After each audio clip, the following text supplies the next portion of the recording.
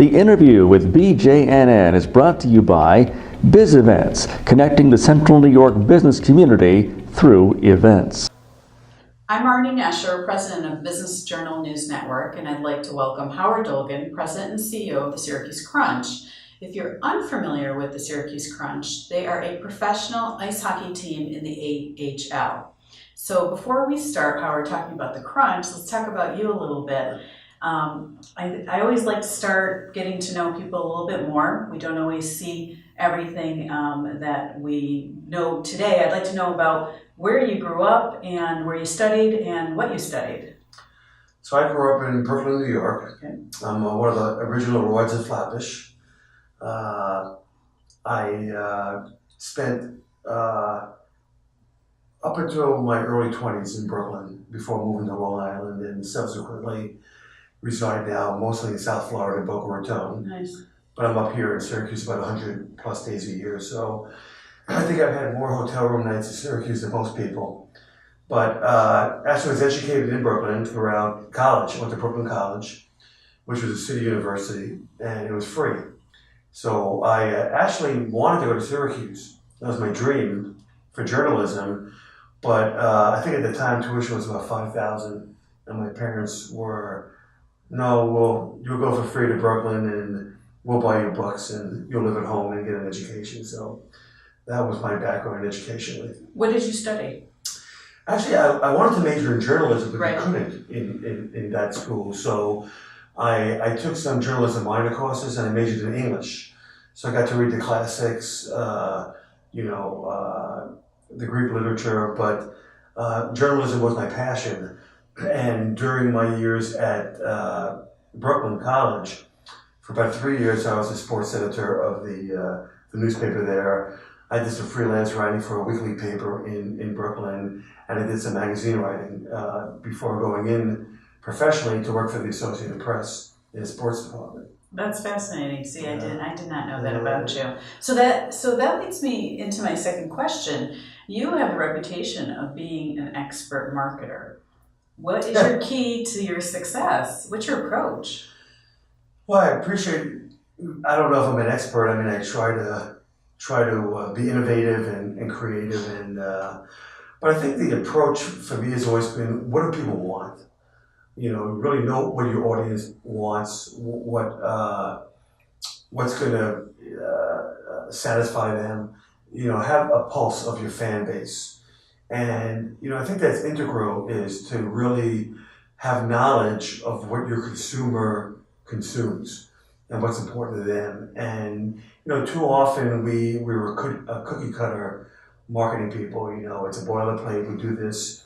And I know that, when we go in to meet with a company that's going to be a potential sponsor of the Crunch, we want to learn as much about their business and how what we do with them can positively impact their business. What's going to move the needle? Because it's less now about name recognition or impressions. It's more about what's going to impact our business, what's going to have a positive effect on our employees. And that, to me it's not brain surgery. It's taking the time to understand what people do. Oh, that's great. I think that's really important, and obviously you've been very successful at it. So when you talk about minor league sports, how is it, what are the challenges of having minor league sports in mid-sized markets?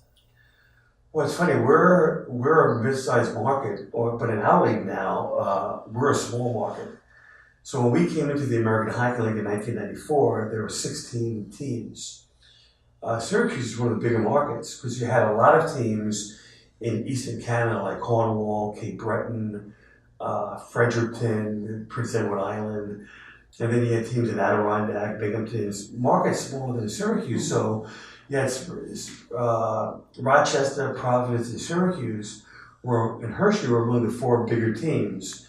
Now we're in a 31-team league that includes markets like Toronto, San Antonio, San Diego, big leagues, big markets. Yeah. And so we've really got to be innovative. We've got to get the buy-in of the total community, because if we don't have the masses to reach that they do in those markets. I mean, Toronto probably has a population, I would guess, of 4 or 5 million. We're looking at a fraction of that here in Syracuse. So for us from day one, we had to become a fabric of the community. We had to mix in 1994, and we're going to mix in now in 2018 and beyond. I think you guys are doing a great job. I think you have that. I think you have the buy-in from the community and the energy. You guys are clearly innovative when you are out and about promoting the Crunch, that's for sure. So tell us about your plans for the 25th anniversary of the Crunch. What do you have planned for this season? If you can share. That's a secret. No, we can. You know, so going back, we've tried to be innovative. So back in 2010, we were the first team in the American League to put an outdoor game at the state fairgrounds. And here we had a dirt racetrack, and everybody said, they're crazy, what are they doing? And then we had 21,000 people. We had a skydiver bringing the game puck, and we had Senator Schumer there. We had, live on NHL Network, and it was like, wow, Syracuse can really do this. And then 4 years later, in 2014, we were the first team ever to put, or the first people ever to put a game on, a professional hockey game in the Carrier Dome. And we drew over 31,000 people. So the market's come to expect the unexpected from us, and we want to continue to do that. So we're going to celebrate our 25th year. We're in the process of coming up with that. We finally can celebrate our history. I think now, after 25 years, we do have a history. So we're going to be fairly creative, I think. We're meeting on a regular basis on what we're going to do. We're going to unveil a 25th year jersey on opening night here on October 13th, our home opener. We're going to plan on bringing back a lot of our players that the fans are fond of over the 25 years. We're going to get nostalgic in how we promote, have some throwback back to 1994, whether it's music or pricing or a variety of that. So, when you have a special year, and even though we think every year is special, 25 has a cachet to it. So it excites us because now we can do something. It gives us another hook, so to speak, to be able to promote. And that's what kind of gets us going. So we need to stay tuned, basically, is what you're telling me, to know exactly what we're going to be. Yeah, because we're not sure. To be honest with you, it's in the works right now.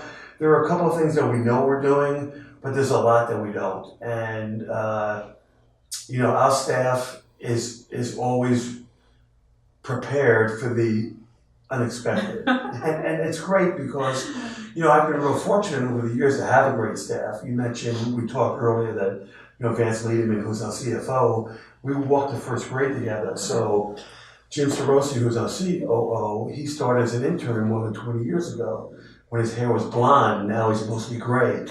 And, he blames me for that, and I take full credit, there's no question.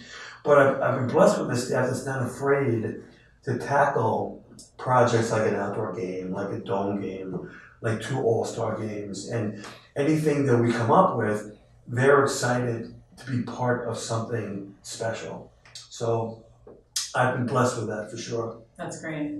What can you tell us about what's happening with the renovations at the War Memorial? Well, that's great, and I give a lot of credit to the county executive, Jordan Mahoney. Major props to Bill Fisher, the deputy county executive, who's taken the lead on this. So anybody can walk into the building now and see a lot of construction going on, a massive amount.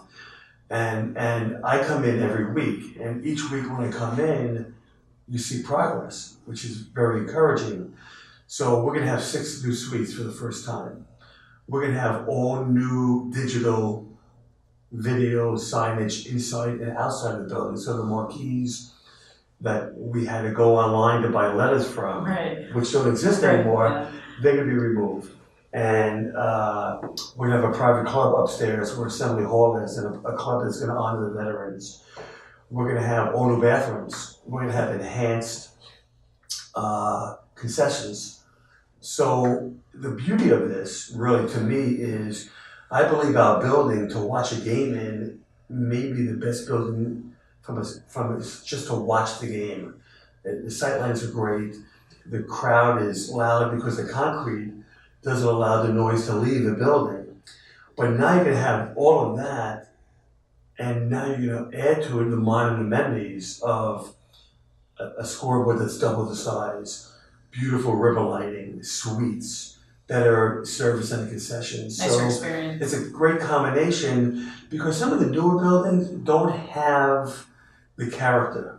Our building's got the character, that's going to remain, and we're going to get all the amenities on top of that. So for us, I can't wait till people walk into the building on October 13th.